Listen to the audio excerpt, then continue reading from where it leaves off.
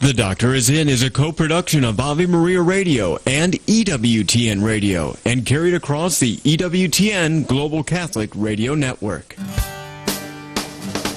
You want the good news, you want the bad news? I don't like either one of those options. Your words are super wise, man. Is this the Dr. Ray? You know, we're not doing therapy here. But you're a psychologist. I'm certainly not going to get myself in trouble by telling you what to do. I gotta say, you're really helping me by taking my call today. I just never thought I would call your show. All right, first of all, my advice to you is going to be to shut your mouth. I like that. I can do that. That's doable. You're my second favorite Italian person. I hope you're going to agree with me. Well, no, I'm sorry. I just was calling to let you know that you are right. Nevertheless, I digress. Now, from the studios of Living Bread Radio Network in Canton, Ohio, the hometown of Mother Angelica, here's Dr. Ray. I wish Andrew would have played that one segment of the bumper. Just called to let you know you're right. 6 or 7 times. Can't we just have the whole bumper segment like that, Andrew? I just called to let you know you're right. Just called to let you know you're right. No, it's not humble. I'll admit it. But I didn't say it. She did. I can deny it. I can say, oh, gosh. Gee willikers. Good to have you with me here on The Doctor Is In. Privilege. It's a major, major privilege. Although I do feel a little languorous. My grandfather, who came from Italy through Ellis Island when he was 17, worked at Union Metal in Canton, Ohio, very close to where Mother Angelica grew up in Canton. And if Papa were alive today, in his broken Italian accent, Raymond, so what do you do? I talk, Grandpa. You talk. Yeah, I talk. They pay you for that? He couldn't understand it. What are you producing? And if I were to tell him, well, I'm producing placid emotions. I'm producing problem solving. I'm producing options for people to select from. He'd say, and I don't know quite how to spell this, but he'd say, yeah. Good to have you with me here. Produce little options for you. The number to get onto the program is 877-573-7825. 877-57-equal. If you have a question about something in your life, something that's perplexing you or frustrating you, or it's not, and you think, well, maybe it should, give me a call. Put our heads together. If this is about a kid, I feel very confident that you may not be smarter than that kid. I may not be smarter than that kid. But the two of us together could equal this kid's savvy. Or if it's an adult, grown-up, kid, somebody frustrating you. Generic question about life, faith, intersection of faith and psychology, development, IQ, certain diagnosis you don't understand.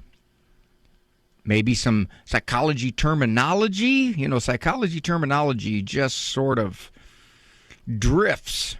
Sometimes it is a tsunami into normal, everyday, popular lexicon. Things like narcissist and toxic and boundaries and self-image and comfort zone. Oh, win-win scenarios. Our language is replete with all kinds of once in the university halls of psychology, but then it escaped, got out, and it just glommed onto everyday speech. So the number again, 877-573-7825. Now, my dear friend, Bob Look, who is definitely the general manager of Good Shepherd Catholic Radio, he sent me an email. And he said, now, Bob, if you're listening, I hope you are, because we had to check this. Andrew Kruchek, producer man. It said, let your listeners know that Good Shepherd Catholic Radio in Jackson, Michigan, and the staff is Dan and Peggy and Craig, celebrated, and this is what it says here, Bob. You know what you did.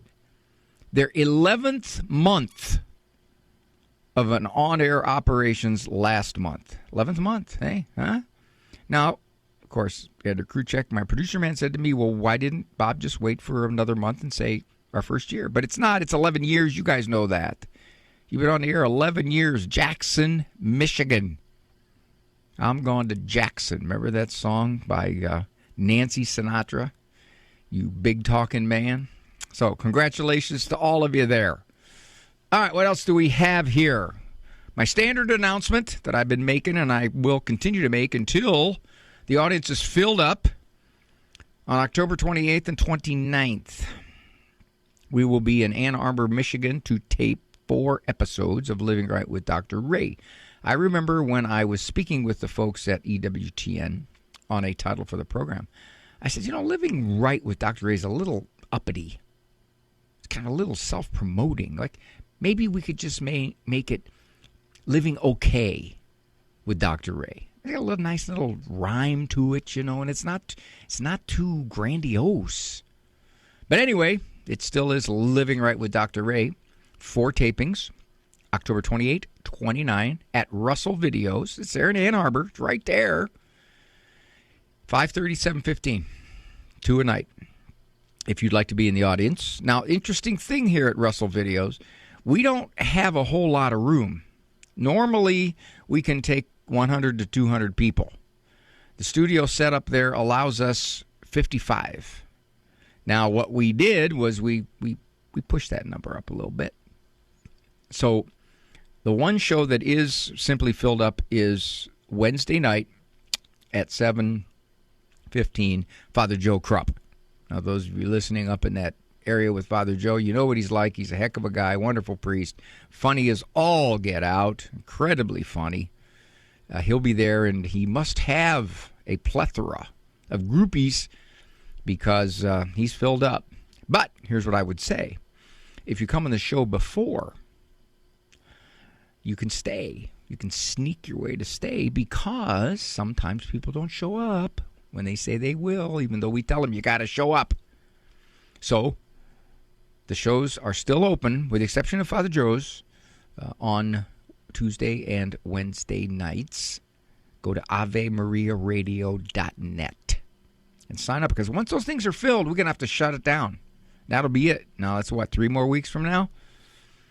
Usually, people sign up later because what it comes down to is, I just have to make sure I don't have anything better to do. Like, rake the leaves out of the back flower bed, blow dry my hair, dust my coffee table. All right, 877-573-7825. Oh, man. If I do this, I'm going to really drag this soft break out. I used to consult to 11 school districts in Columbiana County, Ohio, when I first came out of grad school and was working at the Columbiana County Mental Health Center. That's what it was called then. It was a big old white 2-story house on the main drag in Lisbon, Ohio. Beautiful little town. Beautiful little town. I consulted to the school districts. And as a consequence, over the years, I was giving an awful lot of presentations to various school districts, mostly around the state of Ohio, for in-service days for the teachers. And I got myself in trouble a number of times when the question came up about suggesting a child's handwriting an essay apology on something like disrespect or mistreatment of a sibling. The topic is the parent's choice. Not unusually, a literature teacher, a grammar teacher, language arts teacher would object. Don't use my subject as a punishment. Don't do this. And I said, why would that be? And they said, well, you're forcing the person to write against their will. And that will turn them off toward writing. I want them to have a natural love of writing. So I would ask this, not necessarily in front of the whole group. See, someone comes into your class. No, actually, the students come into your class, and you tell them what the year is going to unfold like. And you tell them, I am going to give you all A's. There will be no bad grades for missed assignments or lack of assignments or neglect of assignments. I do not want to force you under threat of bad grade to write. If we give you a certain assignment, I'm stumbling for words today, and I'm pausing, and I'm not going, because I hate saying you know. I'm not going to grade you down if you don't turn it in. You simply will get the grade that everybody else gets. I do not want to force you to write. Are you willing to do that? Well, no. Well, why not? You're doing what the parent is doing. The parent is saying, you are forced to write this. It is an assignment. That's what an assignment is. It's an assignment because of your conduct. In your class, you're giving them an assignment because you want them to learn how to write against their will. I had a delightful woman who used to listen to this program from Poland. She wrote the most wonderful emails. Her name was Nell. And she heard this objection one day on the show, and she wrote me, and she said she was getting a PhD in some type of comprehensive journalism, literature. And one prof told them, you're PhD students, so you should write these assignments simply because that's going to be your career. And you should now be motivated because you're all far along the line of being writers. So you can choose to turn in the assignments or not. It will not affect your grade. Everybody was excited that she said we were being treated like adults. And she said that worked for first part of the semester. But by mid-semester and later, less and less of them were turning in assignments. Why? Well, they weren't required. But shouldn't they just love to write? Shouldn't they just want to write because of it? Any writer will tell you writing is discipline. It is hard work. It is the hardest thing I do. When I write, it's tough. It is tough to put your thoughts down on paper in some kind of cohesive format, and you edit it 27 times till it sounds right. And you get pleasure because you look at the end product, and you're somewhat satisfied with that. But writing is a discipline, and it's practice. How many kids would write if you didn't make them write? If you didn't send them to school and say, okay, you now have a language arts class, and that language arts class is going to require a whole bunch of writing or you're going to flunk. Well, that's kind of forcing it, isn't it? You want me to love writing and then you're holding an F over my head? Tell me where the difference is.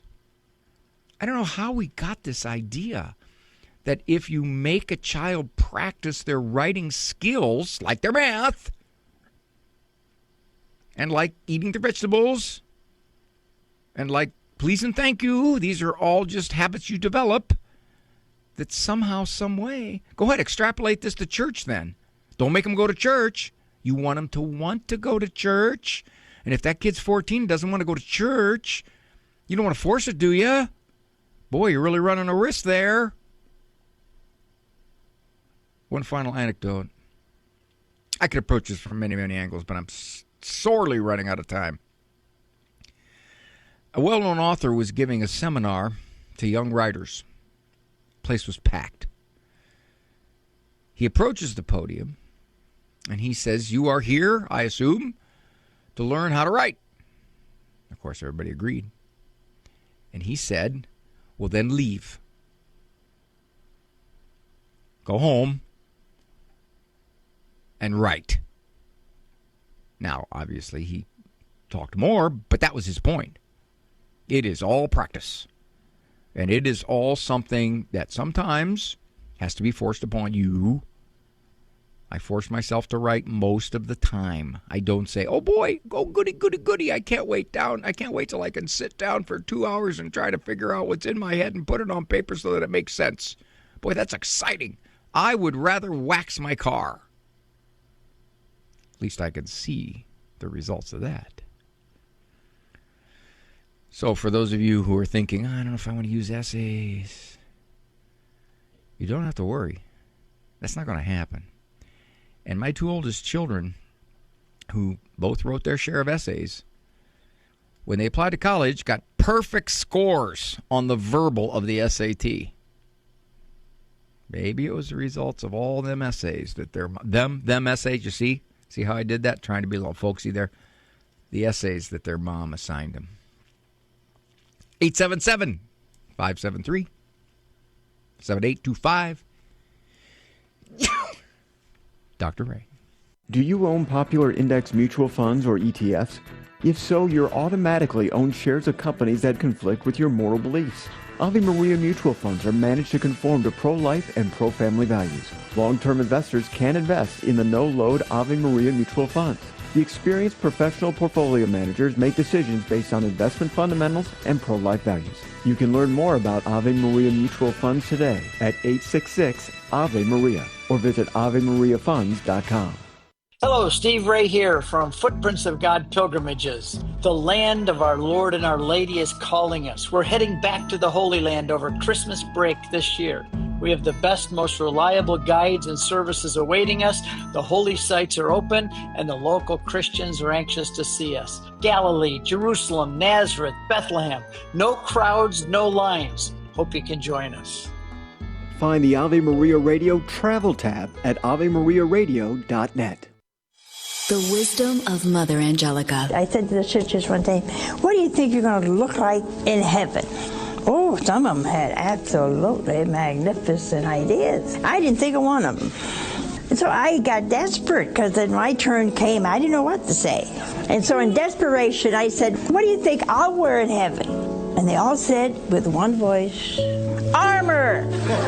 EWTN. Live truth. Live Catholic. This program brought to you in part by Ave Maria, Florida, a big kind of small town where golf carts take you everywhere and there's always something fun around the corner. Discover championship golf, resort-style amenities, and a town center full of shopping and dining. With Ave Maria University and Ave Maria Catholic Church at its heart, it's a community full of connection and charm. More than 25 model homes are available for viewing. More information can be found at AveMaria.com. That's AveMaria.com.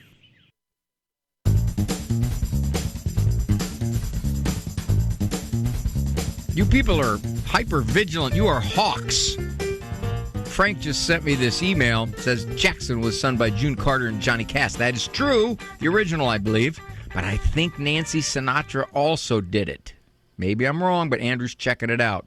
But Frank, you're on top of it, man.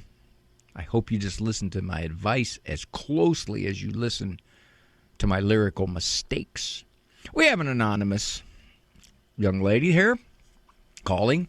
She's a little nervous. That's okay. I'm highly trained to take care of nervousness. I can just tell her, please relax. How are you, young lady? Oh, I'm just smiling. That's good. I'd rather have you do that. At your introductions, I've always been amazed at you as I listen to you on Catholic radio. You are the most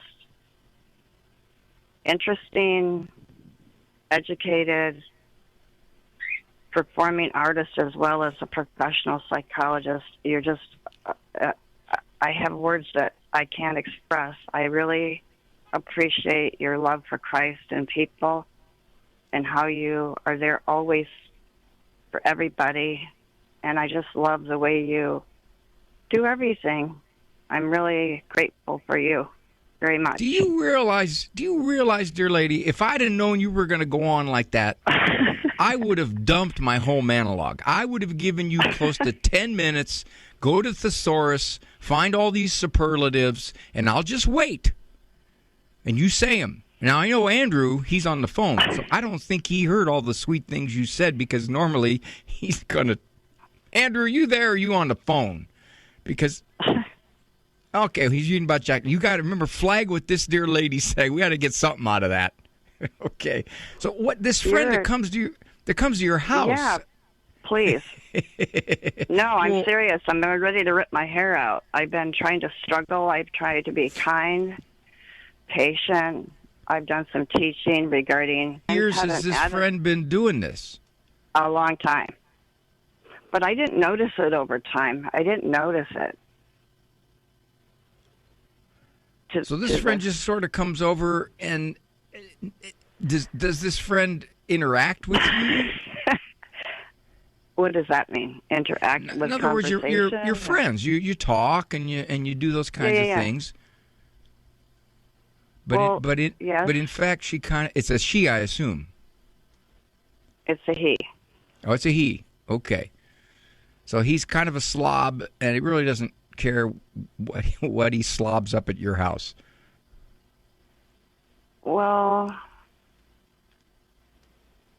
I guess that would be a good way of expressing it. I don't understand. You're reluctant to use that personality trait, slam. Slob. I thought maybe he was defiant disorder, like he didn't understand what I've been trying to say. Well, he'll take something dirty off, huh? He does understand it, but he probably just doesn't want to do it. Right. That's what I'm thinking. You've told him, right? I've told him patiently, in a way that's teaching and not being mean or crude. I've gotten agitated and probably said things I shouldn't have said. And now I'm tired of carrying the wondering, is this guy an idiot? Doesn't he get it? Does he have a defiance disorder? I feel like my grandchildren... Well, then why doesn't he do something? He'll pick up something dirty off the floor and put it on my clean kitchen counter, on my clean bed. I really... You dating this guy? Oh, it's been a long standing, I guess, relationship of family as well as myself. But I never knew how to... I didn't understand it. Over time, it's been quite some time, I've watched the same thing over and over and over again. I try to set boundaries. I try to make something where even my grandchildren would have learned it. They learn. Well, here's what it sounds like you're struggling with. And there's a sentence up here that Andrew put down here to kind of summarize. It said, you don't want to be mean, but you really wonder if this guy has some kind of comprehension problem. Yeah, I did. He was dyslexia as a child. Here's the thing, though. If, in fact, he's reasonably functioning in everything else, you can have conversations, you go out to eat, he wipes his mouth, he doesn't pick stuff off the restaurant floor and put it on the table. You don't have to worry how he conducts himself out there, but it's at your house that he has this kind of disrespect for what you would like him to do. Just little things, and he doesn't do it. So I think you're reasonably safe in saying, well, for whatever the reason, at my place, he's not that motivated. You stay right there. I'm going to hold you over because you were so absolutely sweet that I'm hoping when we come back, you reiterate all that. And I wrote it down for you in case you forgot.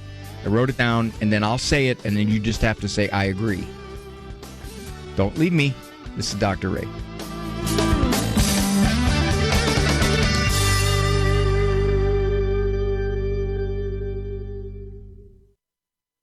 This is Life News Radio. I'm Jim Anderson. National Right to Life says new numbers from the CDC show a 17% decline in maternal mortality since 2022 after just some states, after the fall of Roe, restricted or banned abortion. That at least implies that abortion restrictions save mothers' lives, a stark contradiction of abortion industry predictions. Nigeria formed strong connections with the Church of England during its colonial period from the 1800s through its national independence in 1960 and beyond. Those days are officially over, with the Church of Nigeria declaring independence from the Archbishop of Canterbury over the moral and political embrace of abortion by its new Archbishop designate. This is Life News Radio. Persecution around the world has manifested itself through the centuries, but it is worse today than ever before. Aid to the Church in Need and its donors have been there to help since 1947, never abandoning the Church or her most vulnerable children. Will you stand up for your faith and accompany our brothers and sisters on their spiritual journey? Visit churchinneed.org. As the federal shutdown goes on, a closely guarded Senate working group seeks enough Democrats and Republicans to compromise on abortion and revert to allowing abortion under Obamacare. Originally, the Affordable Care Act technically required separate billing for abortion premiums. By 2014, the Government Accounting Office found complete non-compliance. Senator Chuck Schumer's Democrats want this shutdown to revert to a total funding for abortion premiums, a violation of the Hyde Amendment. And the political death grip among those who pledge their allegiance to unlimited abortion is marking Virginia's off-year elections. Virginia voters are voting now through November 4th. For pro-life headlines delivered to your email address daily, sign up at lifenews.com. This has been Life News Radio.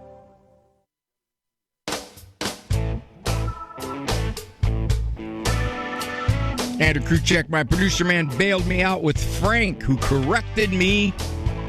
And he said that Johnny Cash and June Carter recorded Jackson, and I said Nancy Sinatra. However, Jackson was written in 1963 by Billy Ed Wheeler and Jerry Lieber. Tom Price knows all this. It was recorded by the Kingston Trio, by Wheeler, by Flatt and Struggs, by Johnny Cash, June Carter, and most recently, Nancy Sinatra and Lee Hazelwood, along with a whole bunch of others. Well, I'm talking to a dear lady who started out her phone conversation with, I would say probably 15 or 20 superlatives about me. And she totally neglected, and I was a little offended, she totally neglected my humility in all that. Can't believe she didn't say that, but she didn't.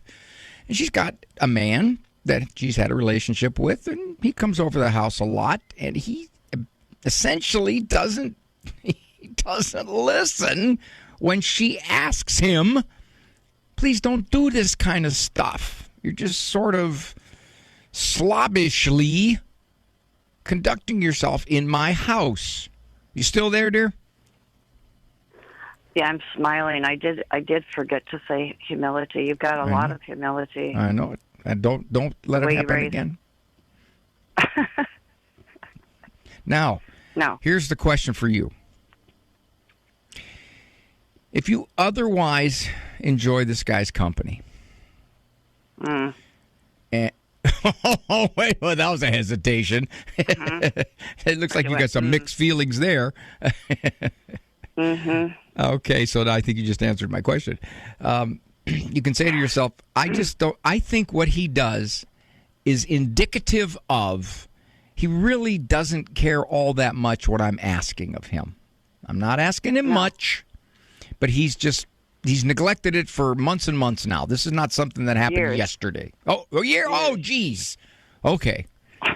Well, then you might have to tell him, I think maybe we could go our separate ways, or I think that unless you don't be more respectful of the things I ask you to do to my house and to me, the relationship's going to cool down. Now, I'm not telling you to do that, but that's one of your options. But if you say, well, no, right, I don't want to sever the relationship. Well, if you don't want to sever the relationship, then you're probably going to have to live with his slovenliness, because it's clear he's just going to do what he's going to do, and it doesn't really matter what you think. He's forcing you into a corner, dear. And the corner is you either put up with all this, as you have for all these years, or you don't, and then you may not be in the relationship anymore. That's the corner you're in. Is that control? Deliberate control, do you think? Or defiant disorder? I wouldn't call it a disorder. I think you're safe in saying that it's just a guy that's not considering what you'd like as priority for him. And it may be, I don't know. I don't know the situation, obviously, but it may be in his mind, no high-toned woman is going to tell me what to do. Right, exactly. He had 2 women prior to me that were perfectionist-type people, literally to the nth degree. And they had lots of money, and they had a certain lifestyle. I feel that he is deliberately, maybe, I don't know. Well, then you got a choice, and you can ask him one more time. Are you deliberately doing this? You know what I'd like. You don't do it. Tell me why. And then the answer he gives you is going to get you more enlightenment on his motives. God bless you, dear. Thank you so much. And next time you call, tell him you're going to say all those nice things so we can put you straight to the front. Straight up. Straight up. I'll do it. All right, love. Talk to you. Bye. Let's see. Andrew, he's not going to. He's not. I told him, I said, Andrew, come on. That's good stuff for bumper. He says, no, too complimentary. Kathy has a really bad cell. Maybe she's in her car with the windows down. I'll try to relate. Hi, Kathy. Hi, Dr. Ray. Okay. I'm back. You had a comment on my opening monologue about writing and the fallacy that if you make someone write, it'll turn them off toward the English language. You know, I confess I didn't listen to the beginning monologue. I'm in the car. But I do recall that you said one time, when was the last time a psychologist or a psychiatrist talked about humility? So I said, I'm going to call Dr. Ray and make his day because I actually had a psychiatrist talk with my daughter and I about humility being truth. And I was so excited because I only got one appointment with this guy before we go to another one. And I said, I just want to call Dr. Ray and say, they're out there. You don't hear them very often, but they are. Do you know anything about this guy's understanding of religion or his worldview, or that he? Yeah. Okay. He's Catholic, and he's with Catholic Charities. Actually, the Catholic Charities psychiatrist. So he is going to infuse a lot of his guidance with virtue, things that are valuable for a person's well-being. Right. Yeah. Are you going to continue? You going to continue to see him?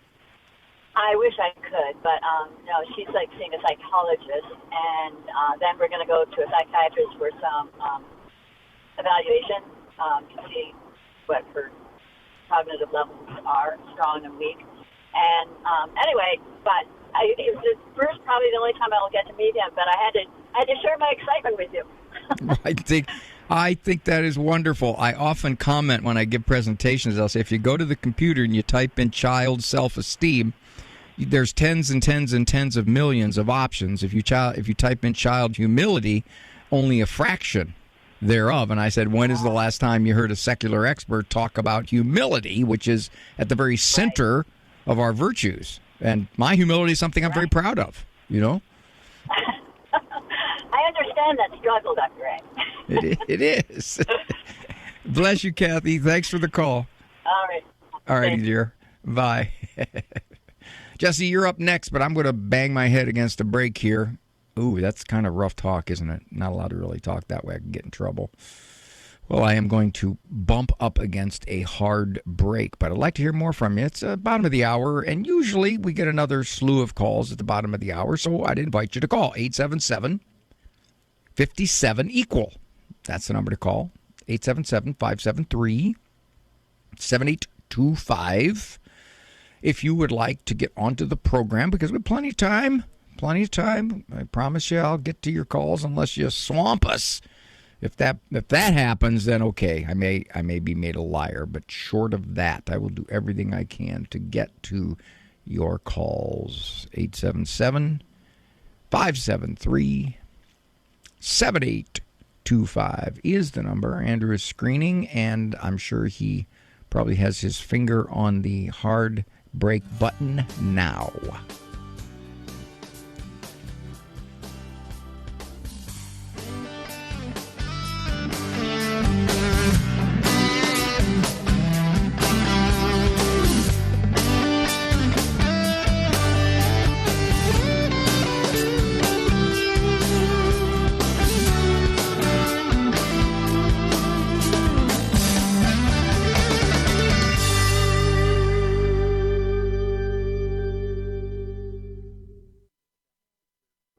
The Heart of the Interior Life with Elizabeth Jangle.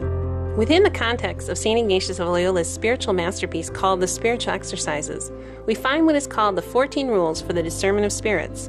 We may consider, where did St. Ignatius' spiritual teaching on discernment originate from? The following is from his autobiography, which highlights the moment his spiritual teaching on discernment is born, when his eyes were opened a little. Yet there was this difference. When he was thinking about the things of the world, he took much delight in them. But afterwards, when he was tired and put them aside, he found that he was dry and discontented. But when he thought of going to Jerusalem, barefoot and eating nothing but herbs and undergoing all the other rigors that he saw the saints had endured, not only was he consoled when he had these thoughts, but even after putting them aside, he remained content and happy.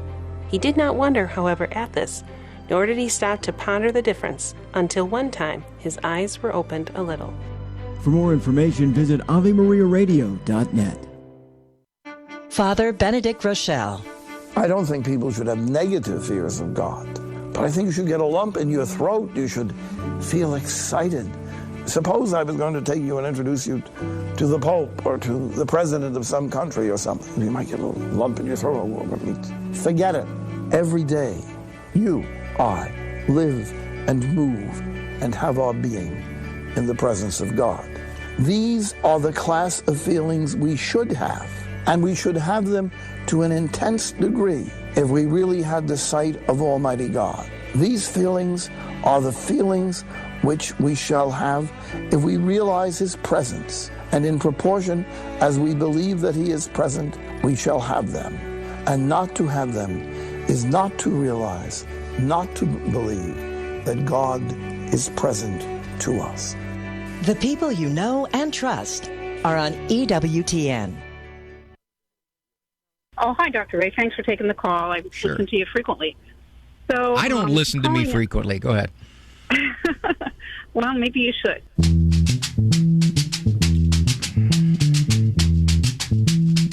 No, I don't trust what I think a lot of the time.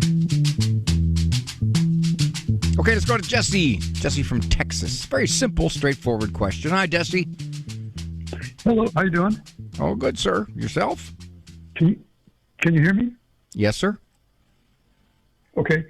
My question is, if the Pope is infallible, as we all believe he is, we're all Catholics, aren't his papal encyclicals also infallible? Well, let me clarify. The Pope is not infallible unless he is speaking from what they call the chair of Peter, which is his authority, on matters of faith and morals.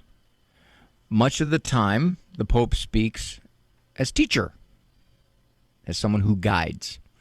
So if the Pope says, well, I think the Cleveland Browns are not going to win the Super Bowl this year, he could be way off. Way off. Also, if he says, well, I declare that the climate crisis is absolutely true. Well, again, that's outside of his faith and morals jurisdiction. Papal infallibility is really pretty limited. It's pretty limited. He has to be deliberately speaking with his full papal authority. Now, the question about a papal encyclical, a letter, a guiding letter. If it's going to be infallible, three things. It's got to be of faith and morals. The Pope must be teaching as the supreme pastor, and he declares it. He says this teaching is infallible. Now, regarding the encyclicals of the last 145 years, no pope since 1870 has declared his encyclical to be infallible. It is worthy of respect, worthy of obedience, and to be given great influence because it comes from our shepherd, our supreme shepherd. So in that sense, for example, I'm not sure if there was I'm not sure if there was an encyclical written on the death penalty when I think John Paul II talked about that. And there was debate among many, which, okay, wait a minute here. Now, this is very strongly worded encyclical. This is Pope John Paul II saying, wait a minute here. But the history of a lot of Catholic teaching has been that there were times that, in fact, the death penalty would be morally appropriate. So John Paul's letter had to be given great consideration. Great. I think he would be the first to tell you it's not infallible, and he didn't declare it infallible. So hopefully that adds a few details for you there, Jesse. Oh, yeah. Okay. Okay, sir. Well, I thank you.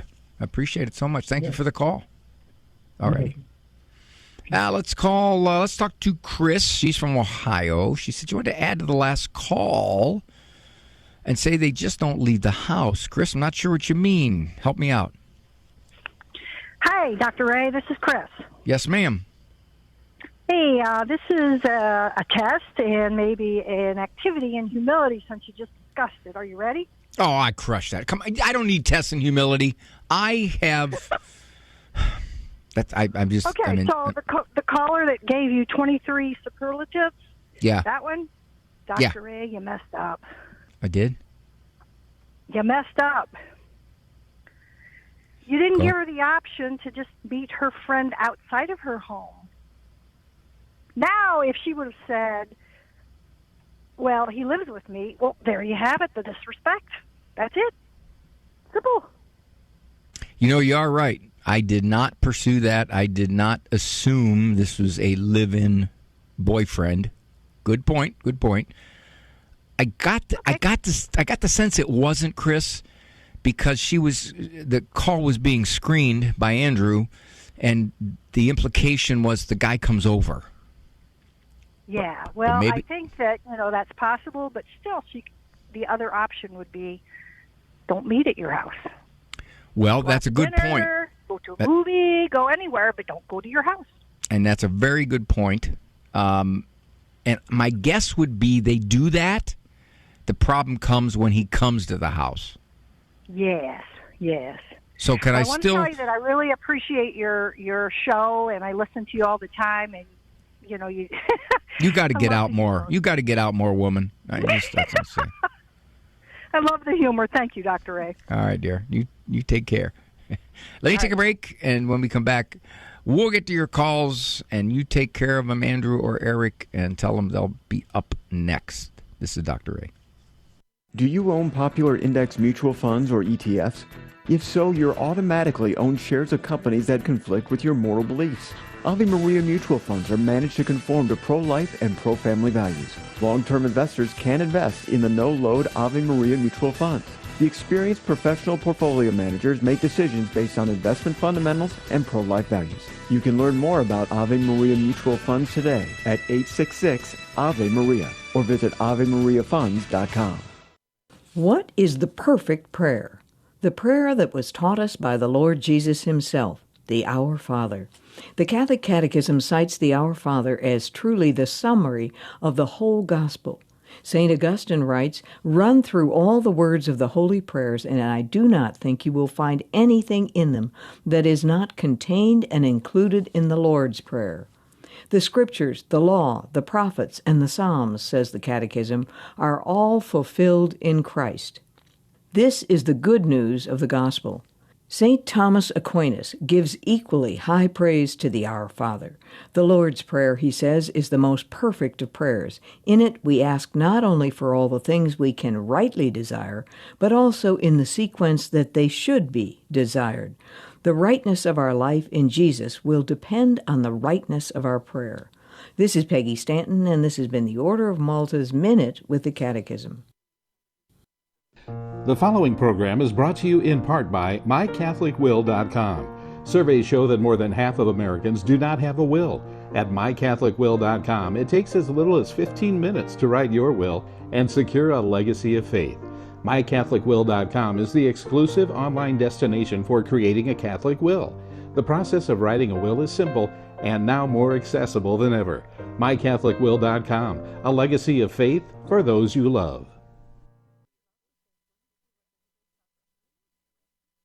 Guarendi here, program Dr. Zid.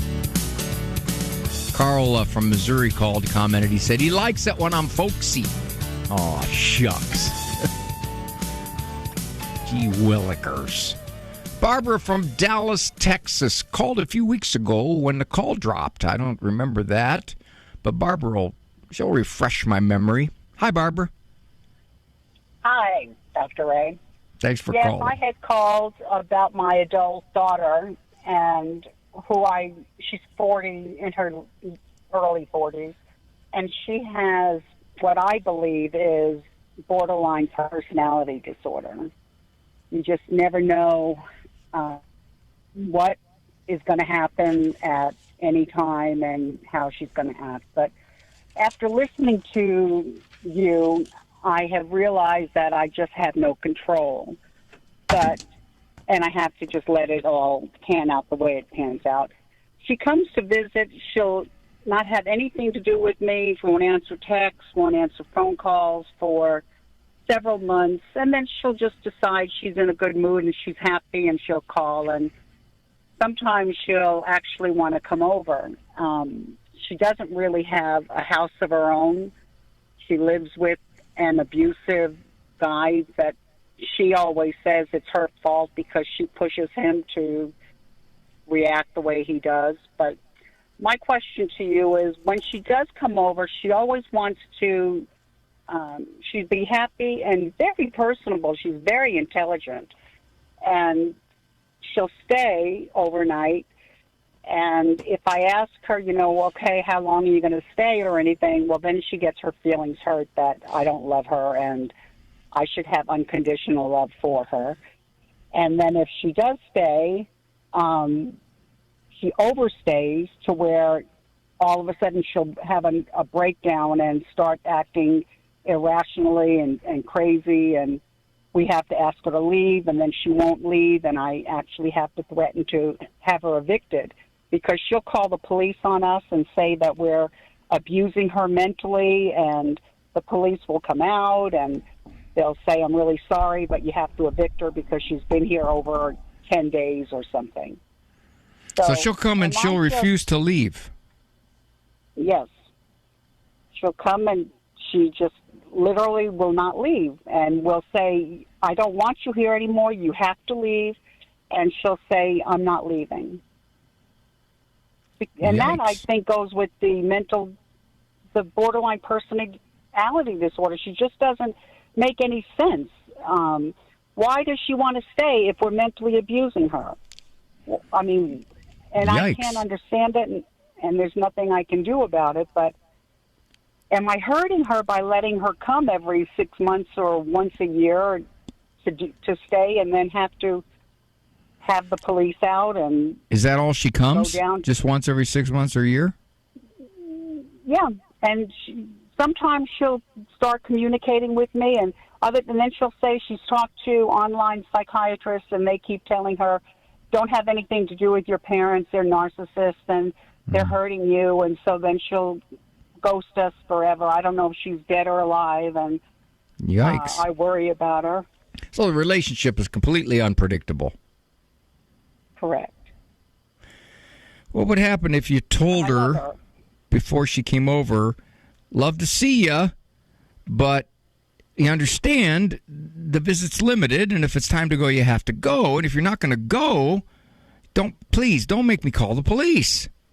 If you said that up front, would it make any difference? It would, and she would say, probably tell me something like, a mother should love her child unconditionally, and I shouldn't give stipulations like that, and she might as well just not come. I mean, that's how irrational she is. And what if you said, okay? Then my heart breaks. Well, you see what you're doing to yourself here, Because Barbara. I want to see her. Well, you see what you're doing to yourself. I mean, you could obviously meet her somewhere else. I'll meet you at the restaurant. We can have supper. You can do that. I guess so. But if you're saying, I love her and I want to see her, that's great. But then she simply, sounds like from what you're saying, will not adhere to your terms. No, she just wakes up one morning, and actually what will happen is she'll stay awake for 2 or 3 days, and that will start this psychotic craziness that she goes through. Ooh, okay. All right. Is she under the care of a psychiatrist? She says she does online, and she says they told her she has anxiety disorder. Mm-hmm. But that's because she only tells them her side of the story. Well, if she stays awake for 2 or 3 days, that's a sign of the manic phase of a bipolar disorder. I can't diagnose that from here, but right. That's unusual to say the least. Here's I think what you've set up. That if you want her to come a visit, you want to see her, you let her come. But as soon as she gets uncooperative to the max, you have to take action. If you take action, she's going to be mad at you. She's going to accuse you of not being a good mother. And I think that's what bothers you the most. That she's accusing me of being a bad mom. Now, Barbara, this woman is 40-some years old. So I got to believe she's been accusing you of being a bad mom for 20-some years. Oh, True? Absolutely. Okay. Yep. You should be used to it by now. I am. You know what? At I think 16, she wrote me a letter and said, to the birthing device. Yeah, there you go. So I think two things I'm going to leave you with. One, let's not take her behavior personally, because you seem to believe, with good reason, that she's not in her right mind a good part of the time. So you can't give a whole lot of credibility to her accusations and her put-downs and her threats that you're a terrible mom. So you can't give that a whole lot of great credibility. That's one. Two, know that she's going to say you're a bad mom if you don't do exactly what she wants. Correct. And you have to ask yourself, am I helping her by simply allowing her to do whatever, however, whenever, and as much? Are you helping her, or are you just making this worse? Because you know as well as I do, there's going to come a point where you're going to call the cops because she's just going to become so difficult living in your house. That's true. And that's what my question to you was. Am I causing more harm by letting this repeat itself over and over again? Well, maybe you have to act earlier rather than letting it go on for several days as she's moving through one of her phases. You act earlier. You say, if this happens, here's what I'm going to do. Okay. As opposed to when I've had enough, then I'm going to act. Right. And that's what I'm going to do. I'm going to leave you with this, dear. Let's quit beating yourself up over this. All right, you've got a not even a young adult daughter. You've got a middle-aged daughter who, for whatever the reason, probably pretty independent of you and the way she was raised, for whatever the reason, has certain emotional issues, certain personality issues, perhaps even something mentally a struggle for her. So you can't look at it and say, therefore I created that. You probably didn't. Okay. And that's big.